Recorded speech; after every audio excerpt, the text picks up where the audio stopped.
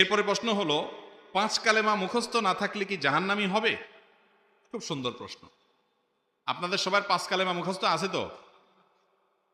নাই? সর্বনাশ।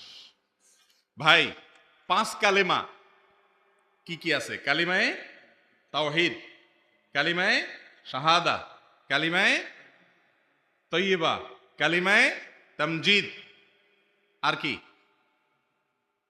কালিমায়ে রদ্দে কুফুর। এই ৫ কালিমা। নামও তো ভালো করে মিলাতে পারি না, ওনার হেল্পে মিলাইছি। তাহলে বোঝা গেল যে এই ৫ কালিমা আলাদা আলাদা মুখস্থ করতে হবে এমন কোনো বিষয় জরুরি না।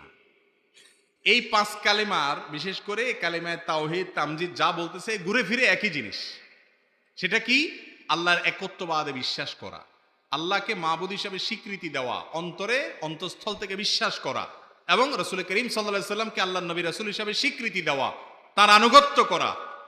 এই বিষয়গুলোকে যদি আপনি অন্তর থেকে মেনে নেন, মুখে স্বীকার করেন, আপনি ঈমানদার মুসলমান।